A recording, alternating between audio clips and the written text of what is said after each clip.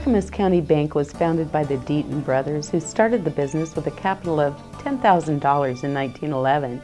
It was located in H.S. Eddy's real estate office. A few years later, they put up a structure on Pioneer Boulevard, which is now the site of the Sajeka building. In 1950, it moved to its present location on Proctor Boulevard. I'm Nancy D. Join us as we explore another fascinating chapter in the history of Sandy, Oregon. Our story begins with the man who started the Proctor family business. Walker A. Proctor was born in West Virginia in November 1864. He lived with his grandparents after his father's death when he was a child. At the age of 17, he set out on his own for several years, split rails, cut cordwood, dug coal, and worked as a farmhand.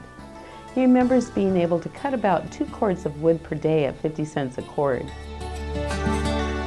In 1886, Proctor, along with Jim Hilliard, John Hilliard's father, came to San Francisco on the Immigrant Railroad train for only $6 per ticket. It cost them each $10 to go by steamboat from San Francisco to Portland. After working logging camps for a few years, he married Maggie Beers in 1889. In the early 1900s, Proctor and his brother-in-law, Frank Beers, had a general merchandise store in the Cottrell area. Proctor later went into logging with oxen, then horses, and eventually with steam-powered donkey engines. In 1907, he and John Strauss built and operated a sawmill just south of Sandy on Tickle Creek on what is now Tabarco Road. I'm here with Randy Proctor, the current president of Clackamas County Bank. Randy, I understand there's a lot of history here behind Clackamas County Bank, and I'd like you to elaborate on that a little bit, if you would. Yeah, well, that's right, Nancy. Primarily, there's quite a bit of history because the bank has been around for quite a while. It was started in 1911 by a couple of brothers by the last name of Deatons. And my family bought, her great-grandfather, W.A., we call him, or Walker Alexander Proctor, bought interest in the bank in about 1912. And then afterwards purchased controlling interest in about 1918, at which time he became the bank president.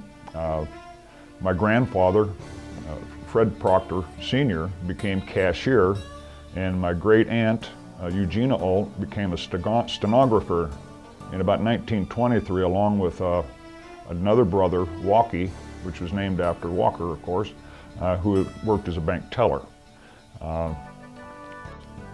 Great-granddad then was bank president till 1955 at the time of his death, and my great aunt, became one of only 140 women bank presidents of the United States at that time, which we always felt was kind of proud of because we kind of broke so-called the glass ceiling. I think that's kind of a neat deal. And then she was a bank president up until 1974, at which time she retired. My father, Fred Jr., became bank president, and he retired in '88, and I've been bank president since then. There's been 5 generations of family that's worked at the bank.